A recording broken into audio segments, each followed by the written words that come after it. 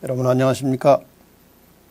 종말 시대를 예언한 책 다니엘서 연구 11번째 시간을 시작하겠습니다. 제11과 쟁투에서 승리로. 아시는 대로 이 인류의 역사는 선악간의 치열한 전쟁으로 이어지고 있습니다. 비록 이 전쟁 자체는 치열하지만 반드시 하나님과 그 백성들이 승리할 것입니다. 그래서 오늘의 제목은 쟁투에서 승리로, 이런 제목으로 공부를 하겠습니다. 다니엘서 10장을 공부하겠습니다. 10장 19절의 말씀 기억절 읽어보겠습니다. 큰 은총을 받은 사람이여 두려워하지 말라, 평안하라, 강건하라, 강건하라. 여기 큰 은총을 받은 사람은 물론 다니엘입니다. 다니엘이 어떤 예언들을 보고 매우 심각하고 매우 놀랍지만 제대로 이해할 수 없을 때에 하나님께 간절히 기도함으로써 하늘에서 천사가 내려와서 이제 다시 그 어려운 예언들을 풀어주는 그런 장면이 나옵니다.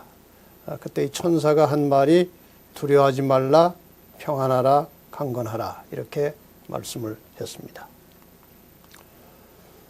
먼저 다니엘서의 그 예언 부분이라고 할 수 있는 7장부터 12장까지의 구도를 좀 살펴보겠습니다. 이 다니엘서 7장부터 12장에는 세 개의 그 예언의 묶음이 있습니다. 7장이 있고, 그 다음에 8장과 9장이 이제 하나의 묶음이고, 그 다음에 10장부터 12장까지가 또 하나의 예언의 묶음입니다. 7장에서는 이제 상징적으로 네 짐승과 10뿔 그리고 작은 뿔이 나왔습니다. 내용은 뭐 이미 다 공부하신 것이지만 하나님을 대적하면서 그 백성들을 핍박하는 악의 핵심 세력은 작은 뿔이고, 그것은 역사적으로 우리가 해석해 보면 로마 교회를 가리킵니다. 8장, 9장에는 이제 두 짐승이 나오고 역시 네 뿔이 나오고 작은 뿔이 나옵니다. 이미 공부하셨죠? 여기에서도 역시 작은 뿔은 하나님을 대적하는 주체 세력으로서의 로마 제국과 로마 교회를 가리키고 있습니다. 이 두 세력이 인간의 모든 구원의 원리가 포함되어 있고 또 예수 그리스도를 상징하고 있는 성소의 실체와 그 성소의 기능을 공격하는 일을 합니다. 그 다음에 10장부터 12장까지에는 주로 이제 남방왕, 북방왕이 등장하게 되는데 아주 복잡한 예언입니다. 이 예언들 속에서 예수님의 초림을 앞두고 일어나는 이 선악간의 치열한 싸움과 그리고 세상 역사의 마지막 전쟁의 양상을 보여주고 있습니다. 이 예언들이 기록된 시기를 좀 살펴보겠습니다. 다니엘서 7장은 바벨론 왕 벨사살 원년 553년, 주전 553년에 다니엘이 이 이상을 보았습니다. 그 다음에 2년 후에 벨사살 3년 551년에 8장의 계시를 보았습니다. 그 다음에 8장을 본 다음에 상당히 기간이 길게 지났습니다. 한 13년 정도 지난 다음에 바벨론은 망하고 바사가 올라와서 그 다리오 원년인 538년, 539년 이 어간에 9장의 또 예언을 계시를 보았습니다. 그 다음에 3년이 지난 다음에 지금 우리가 공부하려고 하는 10장부터 12장까지의 이상을 보았는데 이것은 고레스 3년입니다. 주전 535년경입니다. 이제 오늘 공부하시게 될 10장은 그 11장에서 전개되는 선악간의 치열한 싸움이 일어나는 그 배경이 무엇인지를 보여주고 있습니다. 그러니까 이 10장은 이제 11장과 12장의 서론에 해당하는 부분입니다. 그리고 11장은 좀 전에 잠깐 설명드린 대로 예수 그리스도의 초림을 앞두고 벌어지는 치열한 세상 역사와 함께 세상의 세력들이 하나님의 백성들과 또 구원의 원리가 제시된 성소를 공격하는 장면이 나옵니다. 그리고 마지막 12장에는 미가엘이 일어나서 세상 나라들을 정복하고 심판을 통해서 모든 악의 세력을 끝내고 그의 백성들에게 최후의 보상을 주는 장면이 나옵니다. 아주 치열한 싸움이지만 눈에 보이지 않는 또 영적인 측면에서 일어나고 있는 싸움이기도 합니다. 그래서 일찍이 사도 바울은 에베소 6장 12절에 우리의 씨름은, 우리가 이 싸운 것은 혈과 육을 상대하는 것이 아니고 통치자들과 권세들과 이 어둠의 세상 주관자들과 하늘에 있는 악의 영들을 상대함이라 이렇게 기록하고 있습니다. 지금 우리는 보이지 않는 그러나 매우 치열한 이 하늘의 영들과의 영적 싸움의 전쟁터에서 살고 있습니다. 고린도서 4장 18절에도 보면은 그래서 우리의 돌아보는 것은 보이는 것이 아니요 보이지 않는 것이니 보이는 것은 잠깐이요 보이지 않는 것은 영원함이니라. 그래서 제대로 된 이 기독교 신앙을 가지고 하나님께서 인간을 구원하시는 이 구속의 역사를 성경적으로 깊이 이해를 하고 있다면 이 보이지 않는 선악의 싸움에 관심을 가질 수밖에 없습니다. 그래서 이 진실한 그리스도인들은 이 눈에 보이는 육적인 세상의 일보다는 이 보이지 않는 영적 세계에서 일어나는 싸움을 매우 관심 있게 봐야 하기 때문에 그것을 볼 수 있는 기본적인 자료가 성경의 예언입니다. 그래서 우리가 예언을 통해서 지금 영적인 싸움이 어떻게 진행되고 있고 어디까지 왔고 앞으로 어떻게 될 것인지를 확인할 수 있게 됩니다.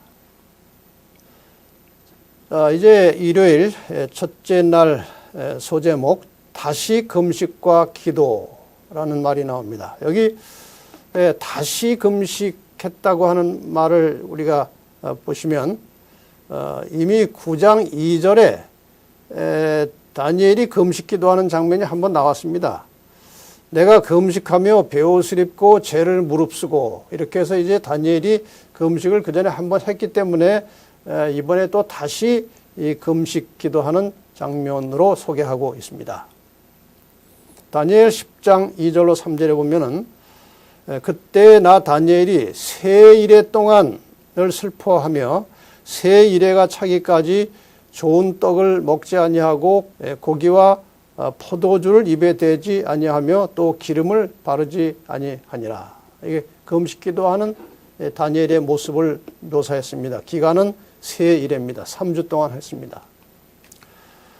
그런데 왜 다니엘이 다시 금식 기도를 했는가 하는 것입니다. 몇 가지 이유를 살펴보면 이런 것입니다.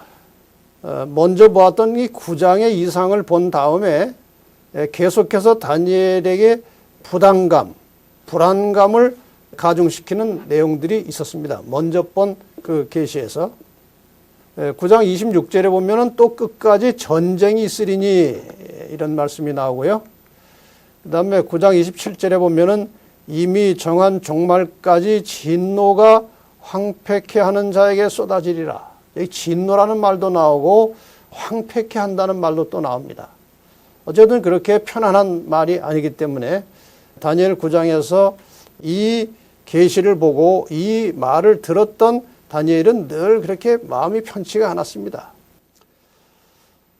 또 하나 아주 당면한 현실의 문제가 있었는데 이제 고레스가 조서를 내려서 그 유다 백성들이 한 4만 2천 명 정도가 고향으로 돌아갔습니다. 그래서 빨리 이 성전을 증건해야 되는데 주변 사마리아 사람들의 방해로 성전 중건이 제대로 진행되지 않고 있다는 보고가 자꾸 들어옵니다. 그래서 이 다니엘은 이런 여러 가지 문제를 놓고 하나님께 아주 작심을 하고 이제 매달려서 기도하는 장면이 나오는 것입니다. 우리가 좀 생각해 봐야 될 것은 이 당시 다니엘의 나이가 한 88세 정도 됐습니다. 그 88세 노인이 3주 동안 이 금식 기도하는 게 참 쉬운 일이 아닌데, 이 다니엘이 워낙 철저하게 자기 관리를 잘하고 이 건강 관리를 잘해서 그 나이에도 이 3주를 금식할 정도로 체력이 아주 좋았고 건강했던 것 같습니다. 사실 이 다니엘은 상당히 편안하고 안락한 생활을 하고 있었을 것입니다. 궁중에서 뭐 아주 굉장히 그 신분이 높은 관직에 있었기 때문에 육신적으로는 상당히 편안하게 살았을 텐데, 그러나 이 다니엘은 늘 그 자기 민족과 하나님 사이에서 이제 고민하고 고통하면서 이스라엘 백성들의 구원을 위해서 최선을 다해서 지금 애를 쓰고 있었습니다. 바로 그러한 다니엘의 생각과 생활의 표현이 그 어려운 상황과 시국 속에서 금식 기도를 하는 모습으로 나타난 것입니다.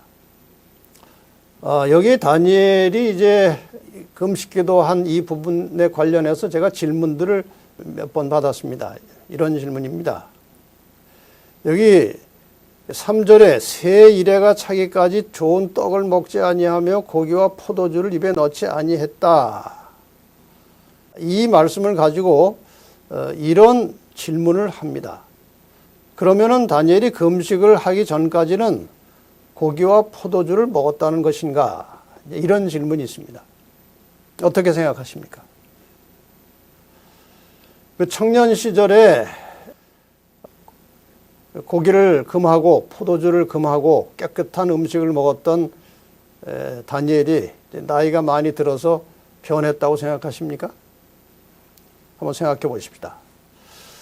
여기에 이 좋은 떡, 고기, 포도주라고 하는 이 음식은 그 당시 이 궁중의 화려하고 사치스러운 음식을 대표하는 그런 음식의 종류입니다.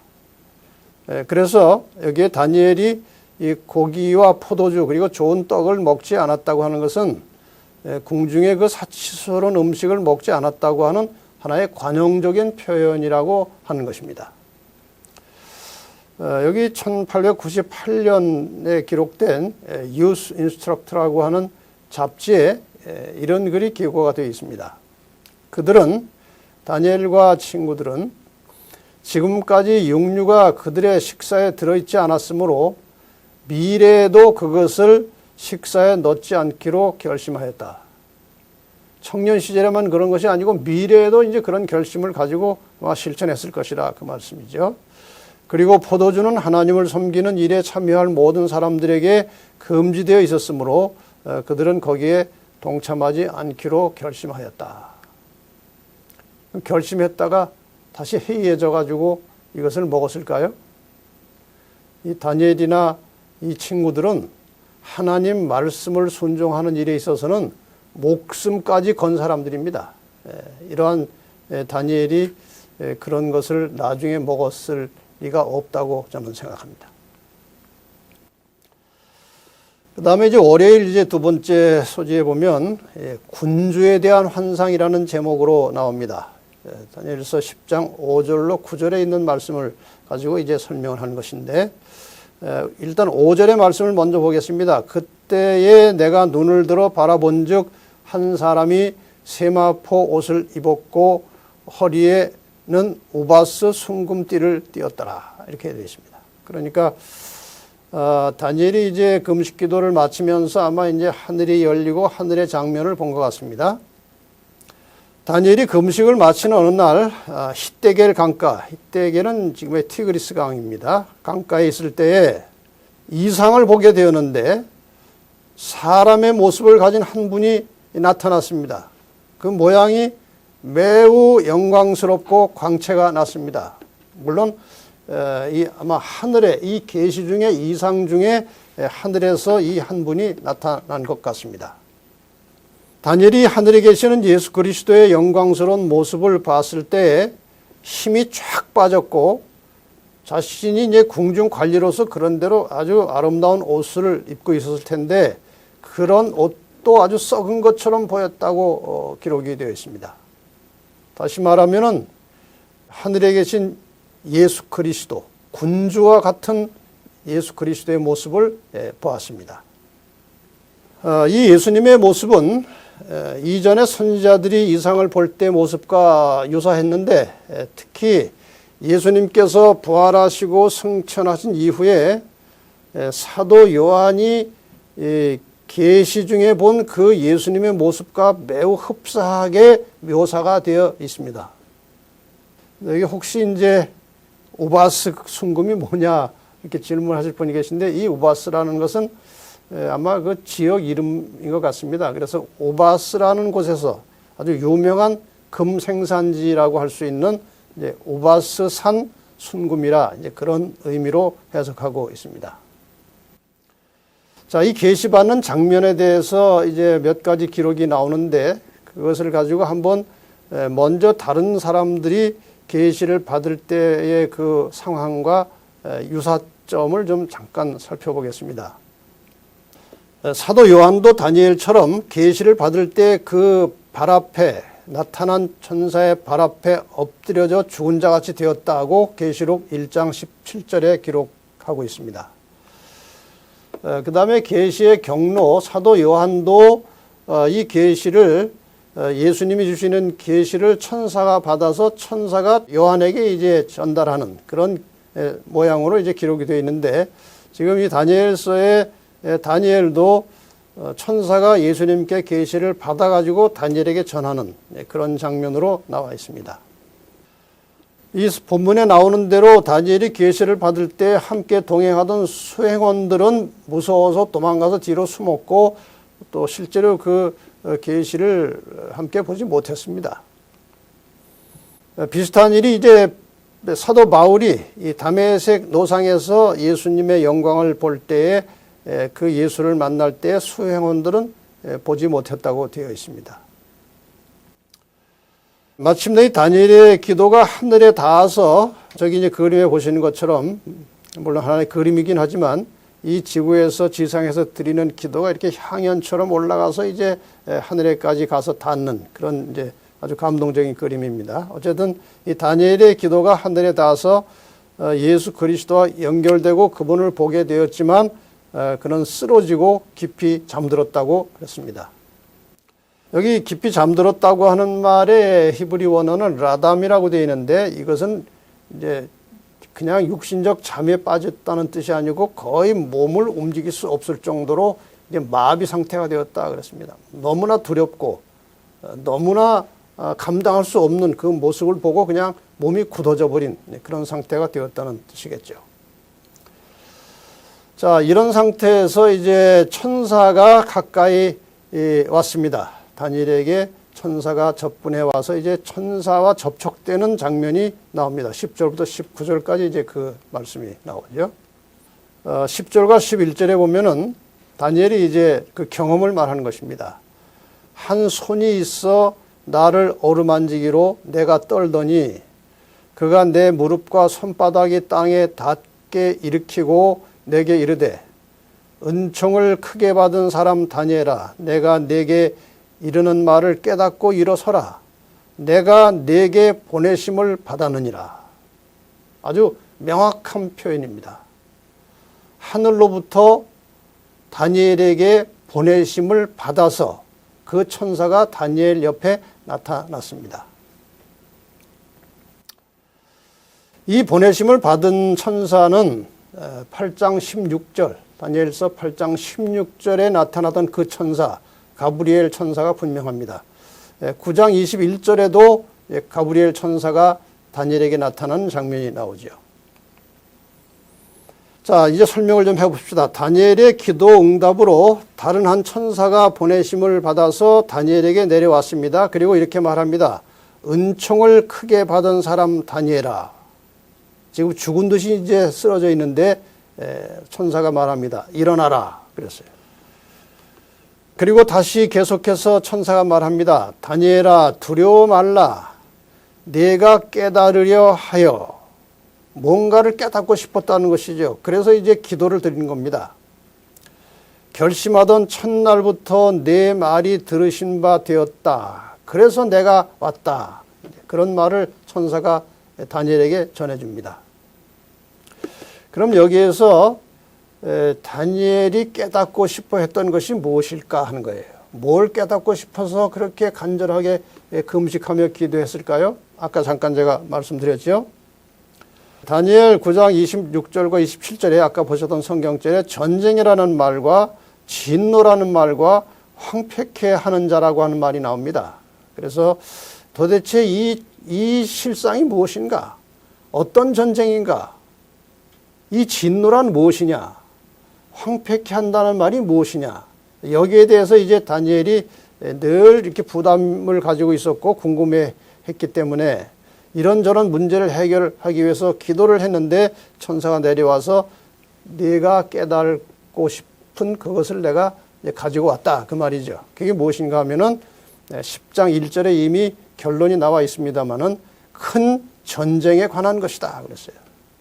그러니까 앞으로 일어날 이 선악간에 매우 심각하고 중요하고 치열한 전쟁에 대해서 다니엘에게 설명하러 왔다. 이제 그런 말을 했습니다. 그런데 여기 다니엘서 10장에 보면은 천사가 다니엘을 실제로 신체를 접촉해서 만진 것이 3번 나옵니다. 잠깐 보시면 첫 번째는 10절에 한 손이 있어 나를 어루만지기로 했어요. 어루만졌다는 것입니다. 신체적 접촉이 있었다는 것이죠. 그래서 첫 번째의 접촉을 통해서 천사가 이 쓰러져서 거의 몸이 굳어져 있는 다니엘을 위로하는 말을 전합니다. 그 다음에 16절에 두 번째 이제 접촉하는 장면이 나오는데 내 입술을 만진지라 그랬어요. 왜 그랬을까요? 넘어져 있는 동안에 말을 못했습니다. 그런데 위로한 다음에 이제 입술을 만지니까 다니엘이 말을 할 수 있게 되었습니다. 그 다음에 세 번째 18절에 또 나를 만지며 이랬어요. 나를 만지며 나를 강건케 하여. 그래서 마침내 다니엘은 힘을 얻어서 천사와 대화할 수 있는 상태가 되었다. 그런 뜻이죠. 그런데 이 천사가 이런 말을 했습니다. 13절에 보면 바사국 군이, 여기 군이라는 것은 임금 군자입니다. 그러니까 바사국 왕이 21일 동안 자기를 막아서 빨리 못 왔다는 것입니다. 그러니까 사실 다니엘이 금식 기도를 시작하자마자 보냄을 받았는데 다니엘이 3주 동안 금식 기도하는 동안에 사실 이미 천사는 왔지만 이러한 방해 때문에 다니엘에게까지 접근하지 못했다는 그런 의미입니다.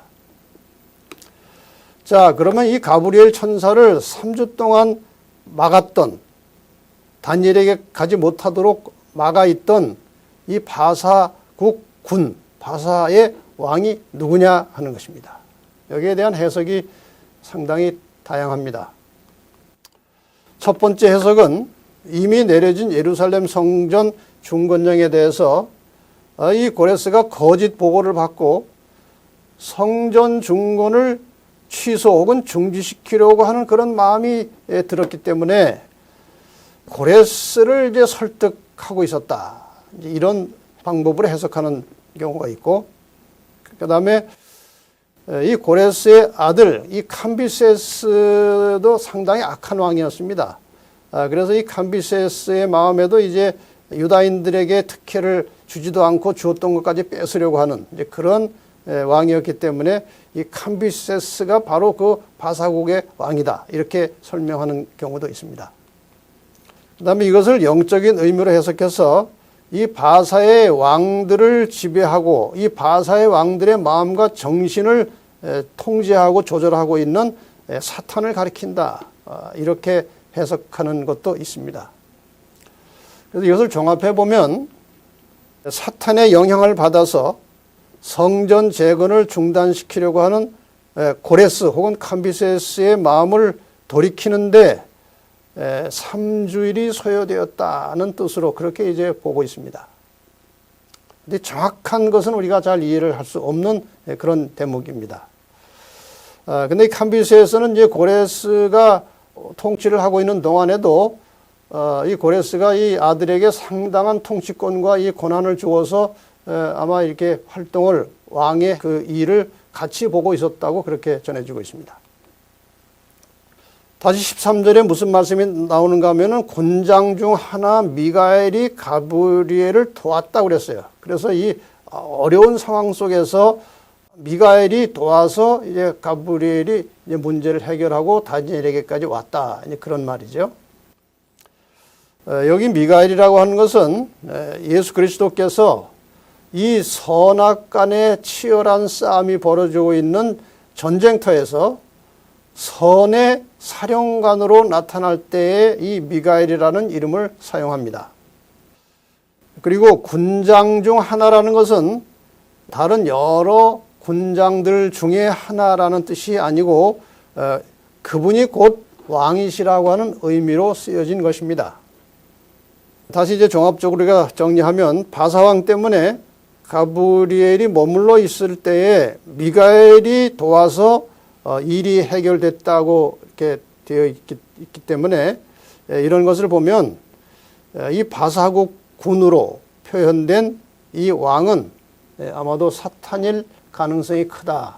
이렇게 해석하는 것이 사실 우세합니다. 물론 학자마다 다 다르겠지만 저는 여러 문서들을 보면서 그렇게 해석하고 결론을 내렸습니다. 자, 이 가브리엘이 다니엘에게 큰 전쟁에 관한 것을 가지고 왔다고 이렇게 표현했는데 이 큰 전쟁에 대해서도 잠깐 또 살펴보겠습니다.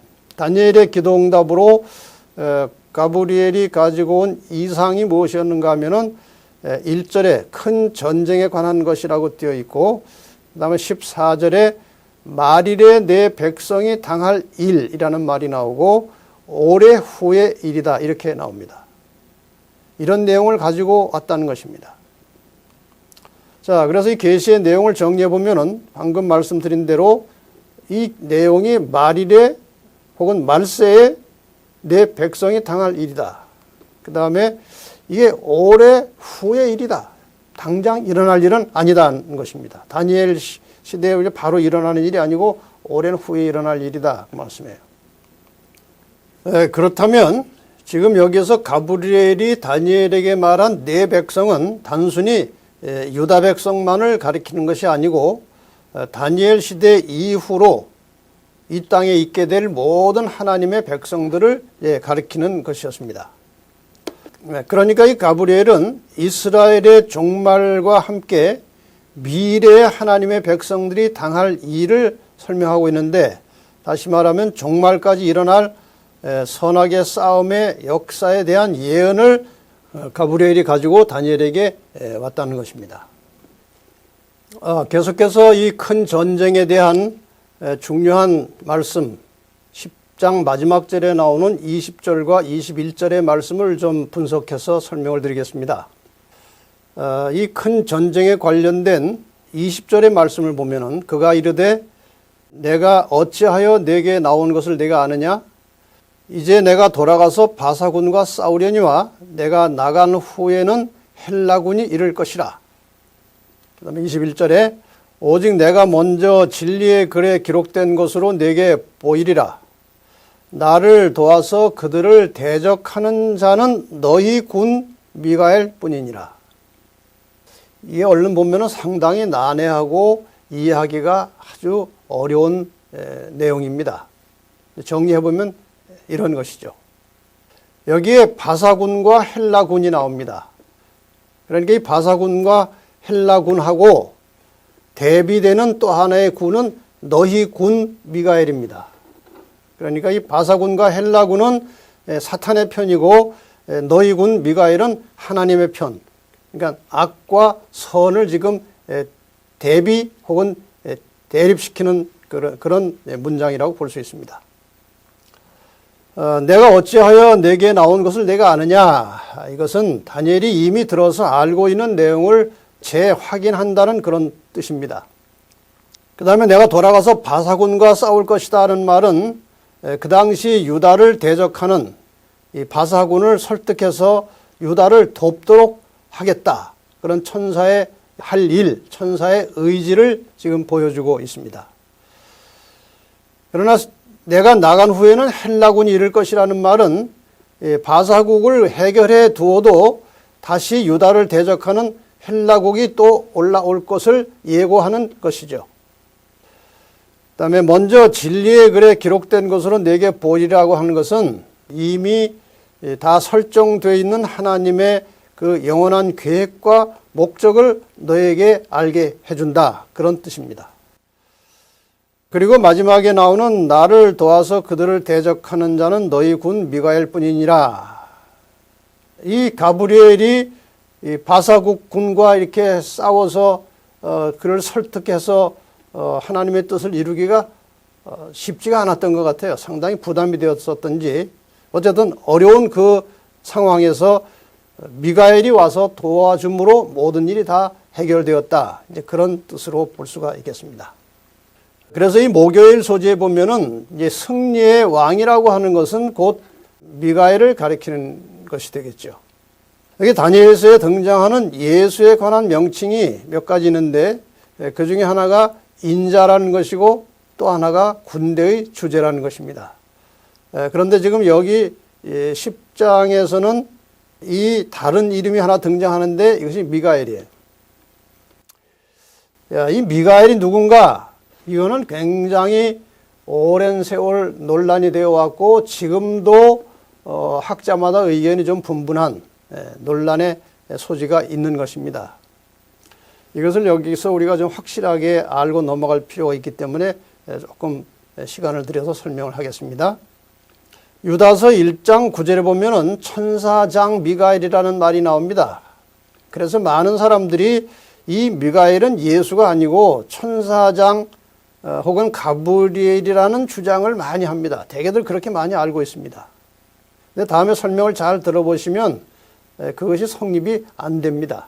우선 이 천사장이라고 할 때에 두 가지로 우리는 생각해 볼 수 있습니다. 우선 천사들 중에 한 사람, 천사를 대표하는 한 사람을 천사장이라고 할 수 있습니다. 그러니까 이제 쉽게 예를 들면 한 학교의 한 클래스에서 그 학생 중에 하나를 반장으로 세운다. 이렇게 좀 개념을 우리가 비교할 수 있겠습니다. 그런데 그 천사를 대표하는 그 대표 천사를 포함해서 그 천사 전체를 통치하는 분이 계신데 그분에 대해서도 성경은 천사장이라고 표현합니다. 그러니까 뭐 아까 비유를 들었던 그 학급에서 반장을 하나 뽑아서 그 반장이 학급을 대표하지만 그 반 전체를 통괄하는 분은 담임 선생님이십니다. 우리가 그런 개념으로 이제 비유를 할 수가 있겠습니다. 왜 이 미가엘이 천사장, 가브리엘이 아닌지에 대해서 제가 몇 가지 이제 사례를 들겠습니다. 계시록 12장 7절에 보면은 하늘에서 선과 악의 최초의 전쟁이 벌어지는 장면이 나오죠. 그때 거기에 미가엘과 그의 사자들이 용과 그의 사자들로 더불어 싸웠다 이렇게 나옵니다. 여기에서 용은 그 당시에 그야말로 천사장이었던 루스벨을 가리키는 것입니다. 자, 이 전쟁 당시에 천사장은 루스벨이었고 가브리엘은 아직 등장하지 않았습니다. 그런데 이 상황에서 루스벨과 대치하던 분은 가브리엘이 아니고 예수 그리스도이십니다. 그런데 그 예수 그리스도를 계시록 12장 7절에서 미가엘이라고 한 것이죠. 그 다음에 미가엘이라고 하는 말의 뜻만 가지고도 얼마든지 이것이 천사장, 천사 중에 한 천사가 아니고 예수 그리스도라는 사실을 확인할 수 있습니다. 이 미가엘의 말의 뜻이 누가 하나님과 같으뇨 그 말입니다. 이것은 미가엘 자신이 하나님이라는 뜻입니다. 어떤 천사도 천사장도 이런 말을 할 수가 없죠. 더 나가서 확실한 증거는 여기에 또 있습니다. 다니엘 10장 13절에 보면 미가엘이 와서 나를 도와줌으로, 여기에 나는 가브리엘 천사입니다. 그러니까 미가엘이 있고 가브리엘이 따로 있어요. 그러니까 이 미가엘이 천사장이 아니고 바로 예수 그리스도라는 것입니다. 그래서 이 말씀을 통해서도 확실하게 우리가 확인할 수 있는 것은 미가엘은 천사장 가브리엘이 아니고 예수 그리스도이십니다. 이 예수께서는 하늘에서 있었던 선악의 싸움에서 이기셨습니다. 용과 그의 사자들이 하늘에서부터 쫓겨 내려왔습니다. 그리고 두 번째, 모세 시체를 가지고 예수 그리스도와 사탄이 이제 투쟁하는, 서로 자기 것이라고 주장하는 그런 내용이 유다서에 나오는데, 여기에서도 예수께서 이기셔서 모세를 부활시키시고 하늘로 데리고 가셨습니다. 세 번째, 이 지상의 광야의 시험에서도 예수님께서 승리하셨습니다. 여러 가지로 이 사탄이 예수를 집요하게 공격하고 시험했지만 예수님이 말씀으로 다 물리치시고 승리하셨습니다. 그리고 마침내 십자가에서 승리하시고 인류를 죄에서 구원하셨습니다. 골로새 2장 15절에 정사와 권세를 벗어버려 밝히 드러내시고 십자가로 승리하셨느니라. 예수께서 승리하셨습니다. 그 다음에 예수님은 최후의 승리자가 되셔서 만왕의 왕으로 임하실 것입니다. 만왕의 왕으로 나타나실 것입니다. 요한복음 12장 31절에 보면은 이제 이 세상의 심판이 이르렀으니 이 세상 임금, 사탄이죠. 임금이 쫓겨나리라. 이 세상에 일시적으로, 임시적으로 임금 노릇하던 사단은 쫓겨나고 예수께서 최후의 승리자가 되시고 만왕의 왕으로 취임하시게 될 것입니다. 그래서 예수님이 승리의 왕이십니다. 자, 우리가 이제 이 다니엘 10장에서 아주 구체적으로 나오진 않았지만 이 선과 악 사이에 일어나고 있는 그야말로 암투, 보이지 않는 그런 선악의 치열한 싸움의 장면을 잠깐 엿보았습니다. 그래서 이것은 뭐 계시록에 나오는 것이지만 이 선악의 싸움, 이 인류 역사의 배후에서 벌어지고 있는 이 선악 간의 치열한 싸움의 결과로 나타나는 이 밖으로 나타나는 현상들이 어떤 것인지를 요한계시록 12장에 나온 말씀으로 잠깐 간추려서 소개를 드리고 마치겠습니다. 이 지구의 인류의 역사는 이제 선악 간의 싸움의 역사인데 계시록 12장을 보면 이 싸움이 4단계로 진행되고 있음을 확인할 수 있습니다. 첫 번째 단계에서는 아까 말씀드렸던 대로 미가엘과 용이 싸웠습니다. 미가엘과 그의 사자들이 용과 그의 사자들로 더불어 싸워서 용과 그의 사자들이 쫓겨나는 이야기가 나오죠. 여러분 이 순서를 잘 알고 계신지 모르겠습니다만 이 일이 먼저 있었고 그 다음에 이제 지구가 창조되었습니다. 지구가 창조되고 사람이 만들어졌죠. 그런데 얼마 안 돼서 인간이 하나님의 말씀에 불순종하고 타락을 하게 됩니다. 그런데 타락하자마자 하나님께서 인류를 구원하시기 위해서 하나의 매우 중요한 발표를 하셨는데 그것이 창세기 3장 15절 여자의 후손이 다시 말하면 메시아가 예수 그리스도가 인간의 죄값을 대신 지불하시고 사람을 구원하시겠다는 약속이 그 발꿈치를 다치겠다고 하는 말씀 속에 포함이 되어서 창세기 3장 15절을 통해서 이제 구원이 약속됩니다. 드디어 이 창세기 3장 15절의 주인공이라고 할 수 있는 예수께서 오셨습니다. 이것이 선악의 싸움의 두 번째 단계로 볼 수 있습니다. 예수 그리스도와 사탄 사이에 정말 치열한 싸움이 벌어집니다.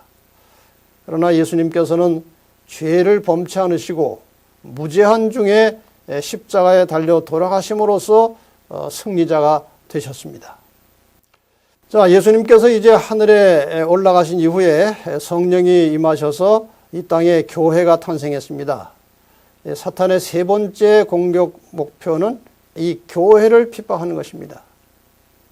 이 세속의 세력들, 다시 말하면 이 로마 제국과 로마 교회를 이용해서 이 땅에 하나님의 순수한 교회와 성도들을 이제 핍박하고 잡아 죽이고 성소를 어지럽히고, 다시 말하면 실제적인 성소도 파괴시켰을 뿐만 아니라 이 성소에서 가르쳐주고 있는 매우 중요한 구원의 원리를 다 흐트러뜨려 놓고 어떻게 구원받아야 될지 길을 다 잃어버리도록 그렇게 만들었습니다. 이렇게 교회를 핍박하던 로마 교회가 1260년이 끝나면서 1798년에 교황권이 몰락을 하게 됩니다. 그래서 세 번째 단계에서도 역시 이제 사탄이 이길 뻔하다가 또 졌습니다. 네 번째 싸움에 대해서 계시록 12장에 나오는 하나님의 참 백성들은 그분의 계명을 지키며 예수의 증거를 가진 남은 자손들이 등장합니다. 끝까지 하나님께 충성하는 남은 자들이 이제 나타나는데 그 남은 자들을 공격하고 이 남은 자손들을 이 땅에서 쓸어버리기 위해서 등장한 거대한 세력이 계시록 13장에 나타나는데, 이것이 교황권과 미국이 힘을 모아서 온 세계를 하나로 연합시킨 다음에 끝까지 그 연합에 들어오지 않는 하나님의 남은 자손들을 공격할 것입니다. 양쪽에 분명한 깃발이 있습니다. 하나는 일요일이라고 하는 인간이 만들어 놓은 깃발이고, 이 남은 자손들은 하나님의 계명에 충실하기 때문에 계명에 명시된 안식일이라는 깃발을 가지고 있습니다. 그리고 이 일요일은 인간의 전통이고 안식일은 하나님의 계명입니다. 이 싸움이 이제 마지막에 벌어질 것이 계시록에 매우 상세하게 예언이 되어 있습니다. 이렇게 해서 이 뒷배후에서 일어나고 있는 사탄과 미가엘, 예수 그리스도 사이에 벌어지는 그 선악의 싸움의 결과로 나타나는 현상이 지금 이런 역사입니다. 이렇게 해서 이제 선악의 싸움이 진행되어 왔고 진행될 것인데, 단계마다 하나님의 교회와 백성들이 약하고 질 뻔하지만 마침내 승리합니다. 이것이 선악의 싸움의 역사입니다. 이제 결론을 좀 정리해서 말씀드리면서 우리가 좀 배워야 될 교훈을 전해드리겠습니다.